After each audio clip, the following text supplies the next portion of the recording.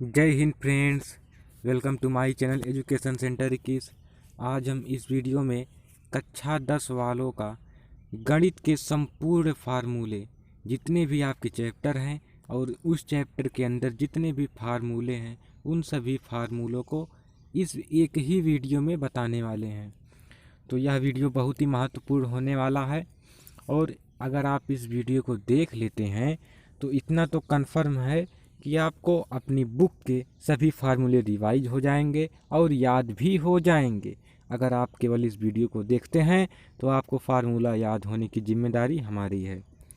तो हमारा टॉपिक ही है math most important formula class 10th।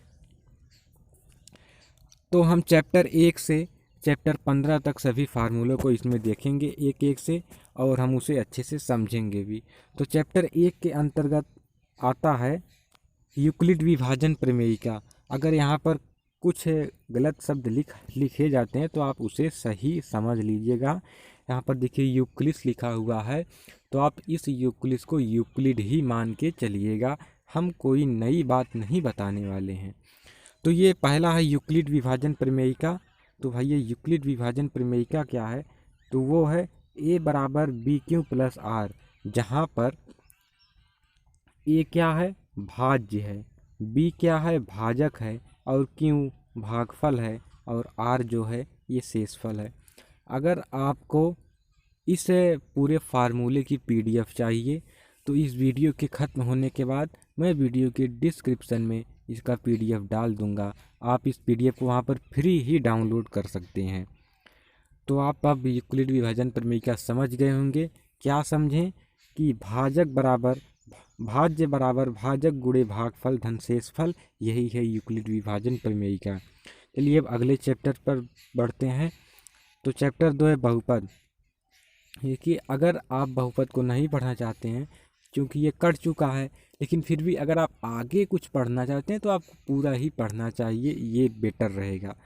तो बहुपद का व्यापक रूप का फार्मूला क्या होता है, A x square plus B x plus C होता है। और शून्यकों का योगफल का फार्मूला क्या होता है, गामा प्लस बीटा बराबर माइनस का बी ए, जहाँ पर हम इसे अपने आप से मानते हैं गामा और बीटा को। शून्यकों का गुणनफल बराबर क्या होता है, गामा इंटू बीटा बराबर सी अपान ए। यहाँ पर आप ध्यान दीजिएगा, योगफल आएगा तो गामा प्लस बीटा होगा, और गुणनफल आएगा तो गामा इंटू बीटा होगा। ठीक है, तो इसमें आपको दिक्कत नहीं होनी चाहिए। अब देखिए चैप्टर 3 आता है, बहुत ही इम्पॉर्टेंट चैप्टर है, इसमें से प्रश्न हर साल पूछे जाते हैं। तो चैप्टर 3 है, मान लीजिए कि ये एक समीकरण दिया हुआ है, a1x plus b1y plus c1 बराबर 0, a2x plus b2y plus c2 बराबर 0। तो ये जो है आप a1 b1 क्या है, a1 b1 यहाँ पर कांस्टेंट है। कांस्टेंट का मतलब यहाँ पर कोई गिनती है। a1 b1 और c1 को तो आप जानते ही हैं, जहाँ पर x और y चर पद हैं। तो जब a1 बटे a2 बराबर नहीं होगा b1 बटे b2 के, तब जो रेखाएं होंगी वो प्रतिच्छेदी रेखा होंगी, वे एक दूसरे को एक बिंदु पर प्रतिच्छेद करेंगे। और जो इस समीकरण का हल आएगा वो एक अद्वितीय हल आएगा, यानी एक ही हल आएगा, और इनका जो युग्म होगा वो संगत होगा। ये देखिए पूछता है कि इन समीकरणों का युग्म संगत है या असंगत है। तो जब प्रतिच्छेदी रेखा होंगी, जब उनका एक ही हल होगा, तब इनका युग्म संगत होगा। चलिए अब आगे बढ़ते हैं। तो अगला है, जब a1 अपान a2 बराबर b1 upon b2 not equal to c1 upon c2, यानी कि जब a1 a2 बराबर होंगे b1 और b2 के, और इसका बराबर c1 बटे c2 नहीं होगा, तब रेखा समांतर होगी, और जब रेखाएं समांतर होगी तो इनका कोई हल नहीं होगा। ठीक है, तो और इनका जो युग्म होगा वो असंगत होगा, ये भी पूछा जाता है। या तो पूछ देगा रेखाएं समांतर कब होगी, बहुविकल्पी में पूछ सकता है 1 नंबर का। तो आप बता देंगे कि जब a1 बटे a2 बराबर b1 बटे b2 और नॉट बराबर c1 बटे c2 के, तभी ये जो रेखाएं होंगी वो क्या होंगी, वो समांतर होंगी और इनका कोई हल नहीं होगा। तो अगला प्रश्न, अगला हमारा फार्मूला है A1/A2 बराबर B1/B2 बराबर C1/C2। जब तीनों बराबर हो जाएंगे तब ये संपाती हो जाएंगी और इनके अनेक हल आएंगे और इनका युग्म भी संगत होगा। अब एक अगली विधि है हल करने का जो कि बहुत ही इम्पॉर्टेंट है। अगर आप इस विधि को समझ गए हैं तो आप समझ लीजिए कि आपका 4 नंबर फिक्स है। 4 नंबर का क्वेश्चन वज्र गुणन विधि से पूछा जाता है। तो जैसे कि मान लीजिए यही है वज्र गुणन विधि, तो उसमें 3 रहता है, एक x रहता है, एक y रहता है और हम एक को अपने आप से मानते हैं। तो x के नीचे हम लिखेंगे B1C2 माइनस B2C1 और y के नीचे लिखेंगे C1A2 माइनस A2C1 और एक के नीचे लिखेंगे A2B1 minus A2B1, A1B1 A1B2 होगा, सॉरी गलती से निकल गया। तो जहाँ पर B1 क्या है और C2 क्या है, तो जहाँ पर जो B1 है वो समीकरण 1 का x का कांस्टेंट है, y का कांस्टेंट है और C2 क्या है, C2 कोई अचर पद है। जितने में भी देखिए ए लिखा हुआ है ये समीकरण 1 के हैं और जो 2 लिखे हुए हैं ये समीकरण 2 के हैं। अब हम आते हैं द्विघात समीकरण पर। तो द्विघात समीकरण को पहले लिखा कैसे जाता है हम ये देख लेते हैं। तो द्विघात समीकरण इस प्रकार का होता है, ax² plus bx plus c बराबर 0 को हम द्विघात समीकरण बोलते हैं। अब देखिए आता है विविक्तकर। विविक्तकर को हम d से दिखाते हैं, तो d बराबर होता है b² माइनस 4ac। और इस चैप्टर 4 में एक सूत्र आता है द्विघाती सूत्र, जिसे हम श्रीधराचार्य सूत्र भी कहते हैं। तो द्विघाती सूत्र यानी श्रीधराचार्य सूत्र क्या होता है, -b plus minus √b² minus 4ac अपान 2a। ये बहुत ही इंपॉर्टेंट फार्मूला है। इस पर आपको किसी भी प्रकार का द्विघात समीकरण होगा जो कि इस पर सॉल्व हो जाएगा। और इस पर 3 अच्छे प्रश्न बनते हैं कि जब विविक्तकर d बराबर 0 होता है तब क्या होता है। तब इसके जो मूल आते हैं, जो इसके हल आते हैं वो वास्तविक आएंगे और दोनों समान होंगे। देखिए द्विघात समीकरण इसमें 2 हल आते हैं और जब विविक्तकर d छोटा होगा 0 से तब मूल वास्तविक होंगे और जब d बड़ा होगा 0 से तब मूल वास्तविक होंगे और असमान होंगे और जब d छोटा होगा तब मूल वास्तविक नहीं होंगे, तब मूल ही नहीं आएंगे। अब हम आपको यहाँ पर बताते हैं कि अब मान लीजिए ये और ये तो आप लोगों ने पढ़ लिया, लेकिन आप इसे कहाँ पढ़ेंगे जब d छोटा होगा 0 से। तो आप इसे क्लास 11th में पढ़ेंगे। क्लास 11th में आप इसे पढ़ेंगे तो वहाँ पर एक चैप्टर है सम्मिश्र संख्या कॉम्प्लेक्स नंबर, वहाँ पर आपको ये पढ़ाया जाएगा कि जब d छोटा होगा 0 से तब इसके मूलों का क्या होगा, तब इसके मूल आप वहाँ पर भी निकालेंगे। अब आता है चैप्टर 5 जो कि समांतर श्रेणी। ये भी काटा हुआ है लेकिन फिर भी आपको इसे छोड़ना नहीं, आसान है, पढ़ लेना है यार। 2-3 प्रश्न नहीं बनते हैं इसमें से। अगर पूछता है कि इसका nवां पद ज्ञात कीजिए तब nवां पद का सूत्र होता है an बराबर a plus n-1 into D. और जब n पदों का योग पूछता है तब sn बराबर n/2 बड़े ब्रैकेट में 2a plus n-1 into D. और हम इसे इस प्रकार भी लिख सकते हैं sn बराबर n2/a प्लस 1, जहाँ पर a क्या है, a इसमें प्रथम पद है और d सार्व अंतर है, l अंतिम पद है, an nवां पद है, sn n पदों का योग है। अब हम आते हैं चैप्टर 6 में जो कि त्रिभुज है, काफ़ी इम्पॉर्टेंट है इसमें थेल्स की प्रमेय। तो मान लीजिए कि ये कोई एक त्रिभुज दिया हुआ है ABC। जब त्रिभुज ABC में BC समांतर होगा DE की, यहीं पर देखिए दिया हुआ है BC समांतर है DE के, तब क्या होगा, तब AD/DB बराबर AE/EC होगा और AD/AB बराबर AE/AC होगा और AB/DB बराबर AC/EC होगा। इसमें केवल यही है इम्पॉर्टेंट था टर्म। हम आगे बढ़ते हैं आपकी चैप्टर 7 निर्देशांक ज्यामिति। इसमें देखिए दूरी निकालने का सूत्र पूछता है। तो दूरी निकालने का एक प्रश्न पूछता है, तो अगर आपको सूत्र याद रहेगा तो आप इसे निकाल लेंगे। तो इसका सूत्र क्या है, x2 माइनस x1 का होल वर्ग प्लस y2 माइनस y1 का होल वर्ग। देखिए कहीं कहीं पर x1 माइनस x2 का होल वर्ग और y1 माइनस y2 का होल वर्ग दिया रहेगा, तो आप इसमें कंफ्यूज मत होइएगा, क्योंकि दोनों ही सूत्र समान, सूत्र एक ही हैं और इनसे आंसर भी एक ही आता है। और जब कभी आपको मूल बिंदु पूछेगा तो मूल बिंदु का सूत्र होता है under root x square plus y square. और जब मध्य बिंदु पूछता है तब x1 प्लस x2 का बटे 2, y1 प्लस y2 का बटे 2 होता है। और देखिए विभाजन सूत्र भी पूछता है। यहाँ पर आपको केवल अंतः विभाजन ही पढ़ना है, जो विभाजित करेगा वो अंदर ही विभाजित करेगा। बाह्य विभाजन का सूत्र आप कक्षा 11 में पढ़ेंगे, तो आपको यहाँ पर बाह्य विभाजन पढ़ने की ज़रूरत नहीं। अंतः विभाजन का मतलब जैसे कि मान लीजिए ये कोई रेखा है, तो वो इसे यहाँ पर विभाजित कर रहा है, कहीं बीच में विभाजित कर रहा है। और बाह्य विभाजन का मतलब जैसे कि मान लीजिए ये कोई रेखा है और उसे यहाँ पर विभाजन कर रहा है, यहाँ पर। तो इससे एक प्रश्न बनता है कि इसके निर्देशांक दिए हुए हैं, इससे त्रिभुज का क्षेत्रफल ज्ञात कीजिए। तो ये त्रिभुज का क्षेत्रफल वाला काफ़ी इम्पॉर्टेंट है, अगर आप इसे याद करते हैं तो ज़रूर आ सकता है। इसमें भी प्रश्न पूछे जाते हैं कि त्रिभुज का क्षेत्रफल ज्ञात कीजिए। तो इसका सूत्र क्या होगा, इसमें देखिए तीनों निर्देशांक दिए रहेंगे तीनों बिंदु के, तो इसका सूत्र तो होता है 1/2 x1 into y2 minus y3, फिर plus x2 into y3 minus y1 plus x3 into y1 minus y2। तो ये इसका सूत्र है। और अगर कभी केंद्रक पूछता है तो आपको तीनों x को जोड़कर 3 से भाग दे देना है और तीनों y को जोड़कर 3 से भाग दे देना है। अब आते हैं हम इस पूरे किताब के सबसे इम्पॉर्टेंट चैप्टर पर आते हैं।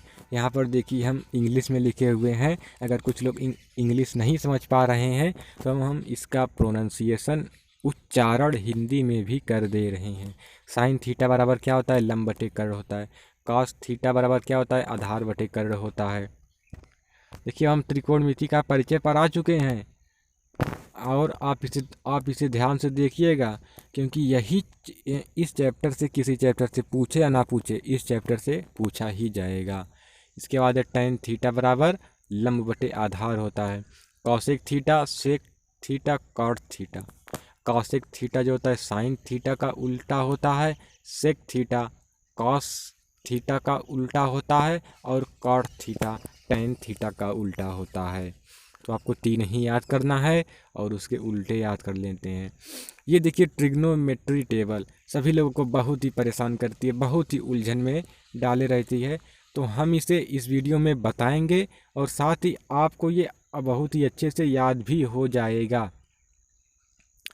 हाँ, लेकिन आप उससे पहले ये जान लीजिए कि टेन थीटा बराबर होता है साइन थीटा बराबर कॉस थीटा। जैसे कि मान लीजिए आपको ये टेबल बनानी है, आप इस टेबल को बना भी सकते हैं। तो आप इस तरीके से लिखिए, कोण ए 0 डिग्री, 30 डिग्री, 45 डिग्री, 40, 60 डिग्री और 90 डिग्री। तो अब सब पहले आप 0 1 2 3 4 ऐसे लिख दीजिए। क्या लिख दीजिए, 0 1 2 3 4 ऐसे आप लिख दीजिए।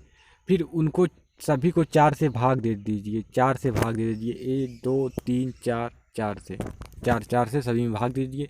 अब आप अंडर रूट लगा दीजिए सभी में। अब आप अंडर रूट लगा दीजिए। अब जब आप सभी में अंडर रूट लगा देते हैं तो देखिए अंडर रूट 0/4 का मान 0, 1/√4 का मान, देखिए 1 का अंडर रूट 1 ही होता है, अंडर रूट 1 का मान 1 ही होता है, और 4 का मान 2 होता है। 4 का अगर 4 अंडर रूट में होगा तो ये हो जाएगा 1/2, ये अंडर रूट 2/4 से ये हो जाएगा 1/√2।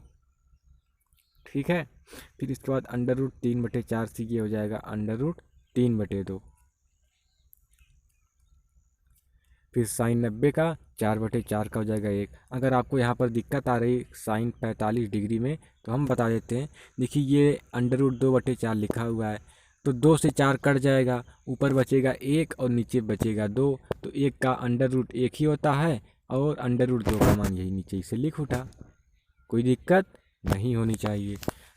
अगर आपको साइन थीटा वाला आपने बना लिया तो आपको कॉस थीटा यानी कॉस ए वाला भी आपको केवल इसी का उल्टा कर देना है। यहाँ पर देखिए 1 है, कहाँ पर साइन 90 का मान 1 है, तो ये देखिए कॉस 0 का मान 1 है। फिर अब साइन 60 का मान अंडर रूट 3/2 है, तो कॉस 30 का मान अंडर रूट 3/2 है। फिर ये दोनों 45 पे दोनों बराबर ही रहने वाले हैं। फिर ये 1/2 का मान साइन 30 के 1/2 का मान है, ये है साइन कॉस 60 का 1/2 का मान। केवल आपको इसी को इसे घुमा कर ऐसे उलट के ही लिख देना है। अब आई tan a की बात, तो आपको साइन बटे कॉस कर देना है। यहाँ पर आप बटे लगा देना, यहाँ पर आपको बटे लगा देना, यहाँ पर आपको बटे लगा देना, यहाँ पर आपको बटे, यहाँ पर भी आपको बटे लगा देना है। तो जो आंसर आएगा वो आएगा tan a।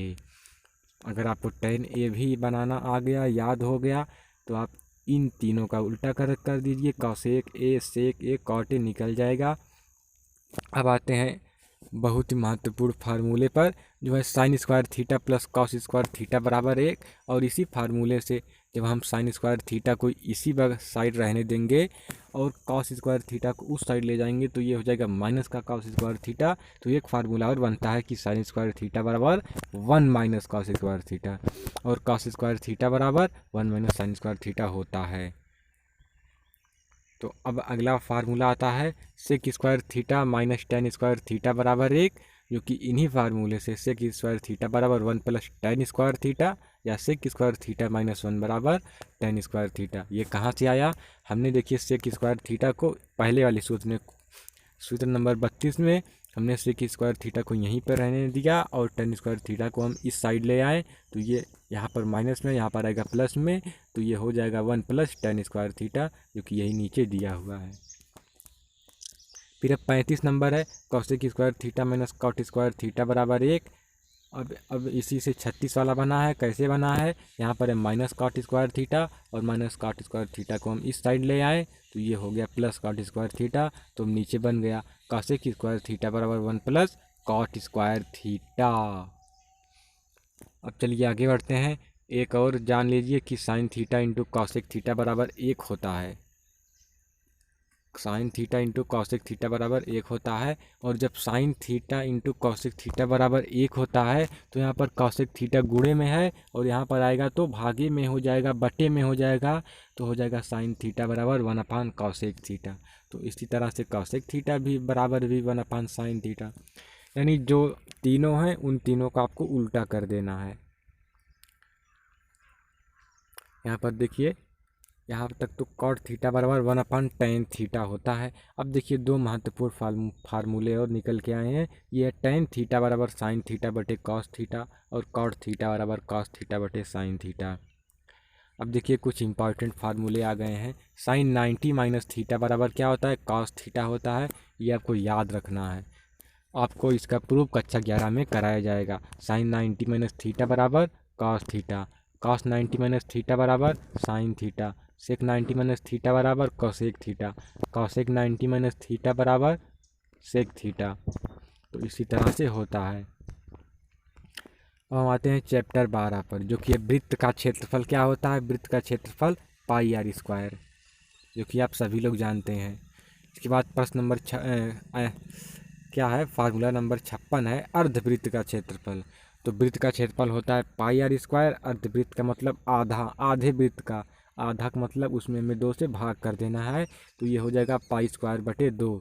चतुर्थांश का क्षेत्रफल तो पाई आर स्क्वायर है। अब मान लीजिए हम इसके चौथाई भाग का क्षेत्रफल निकालना है, तो हम इसमें 4 से भाग दे देंगे, तो ये हो जाएगा पाई आर स्क्वायर बटे 4 या 1/4 पाई आर स्क्वायर। देखिए पूछता है त्रिज्य खंड का क्षेत्रफल ज्ञात कीजिए, जिसमें आपको थीटा दिया रहेगा और रेडियस दी रहेगी, यानी त्रिज्या दिया रहेगा। तो आपको तो त्रिज्य खंड का क्षेत्रफल का फार्मूला है थीटा बटे 360 इंटू पाई आर स्क्वायर। और अगर कभी पूछता है लघु वृत्त खंड का क्षेत्रफल, तो लघु वृत्त खंड का क्षेत्रफल बराबर थीटा बटे 360 पाई आर स्क्वायर माइनस का 1/2 आर स्क्वायर साइन थीटा, ये लघु वृत्त खंड का। और अगर कभी पूछता है दीर्घ वृत्त खंड का, तो 360 माइनस थीटा बटे 360 पाई आर स्क्वायर माइनस का 1/2 आर स्क्वायर साइन थीटा। वृत्त का परिमाप बराबर 2πr। अर्धवृत्त का परिमाप बराबर पाई प्लस 2 इंटू आर होता है। यहाँ पर देखिए परिमा लिखा हुआ है, तो परिमा का मतलब ये थोड़ी ना है कि कुछ परिमा होता है। परिमा से यहाँ पर तात्पर्य परिमाप से है, जो कि मिस प्रिंट हो गया, लिखने में दिक्कत हो गई। तो देखिए चाप की लंबाई पूछता है, तो जो कि होता है θ/360 2πr। तो अब चैप्टर 13 है। इससे तो प्रश्न हर साल पूछे जाते हैं और ये अच्छे नंबर में इसमें पूछे जाते हैं। इसमें केवल आपको फार्मूला को याद रखना है। अगर आप फार्मूला याद रखते हैं तो आप इस क्वेश्चन को, इस चैप्टर के प्रश्न को आसानी से कर ले जाएंगे। घन का कुल पृष्ठीय क्षेत्रफल बराबर 6a²। घन का आयतन बराबर a³। घन का विकर्ण बराबर √3a। बेलन का कुल पृष्ठ से क्षेत्रफल बराबर 2πr into r plus h। बेलन का वक्र पृष्ठ बराबर 2πrh। बेलन का आयतन बराबर πr²h। गोले का पृष्ठीय क्षेत्रफल बराबर 4πr²। इन सभी चीज़ को आपको याद ही रखना है, तभी आप सवाल को लगा पाएंगे। इसके बाद अर्धगोले का वक्र पृष्ठ 2πr²। अर्धगोले का पूर्ण पृष्ठ यानी संपूर्ण पृष्ठ 3πr²। गोले का आयतन 4/3 πr³। ठीक है। अर्धगोले का आयतन 2/3 πr³। शंकु का पूर्ण पृष्ठ क्षेत्रफल यानी संपूर्ण पृष्ठ क्षेत्रफल तो πr इंटू ब्रैकेट में l/r या r/l। इसके बाद शंकु का वक्र पृष्ठ πrl। शंकु का आयतन 1/3 πr²h। हम शंकु के आयतन और बेलन के आयतन को, जो बेलन का आयतन होता है शंकु के आयतन का 3 गुना होता है, यानी अगर हम बेलन के आयतन में 3 से भाग दे दें तो वो शंकु का आयतन निकल जाएगा।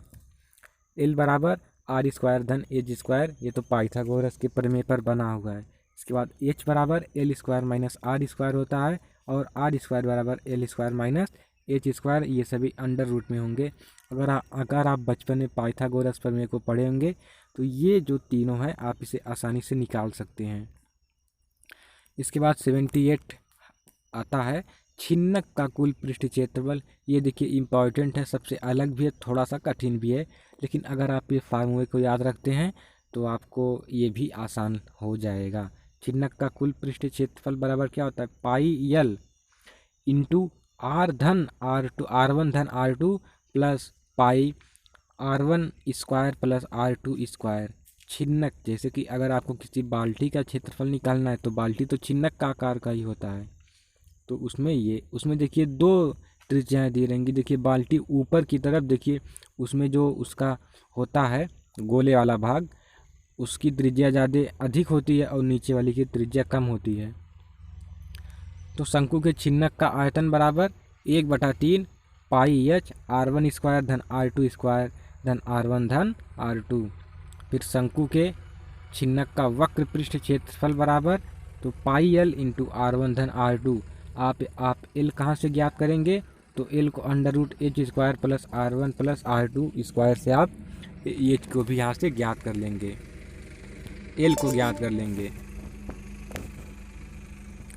फिर हम चैप्टर नंबर 14 पर बढ़ते हैं, जो कि माध्य निकालने को पूछता है। ये देखिए आसान है, अगर आपको इसमें थोड़ा सा ध्यान दीजिएगा तो आपको माध्य निकालना आ जाएगा। माध्य बराबर क्या होता है सिग्मा fi इंटू xi का बटा सिग्मा fi, यानी जितने भी दिए रहेंगे उन दोनों को आपको गुणा करके और fi से भाग दे देना है। माध्यक बराबर l plus n/2 minus cf/f into h। तो ये हो गया बहुलक का। फिर अगर आप देखिए, ये देखिए इम्पॉर्टेंट है, आपको ये याद रहना चाहिए।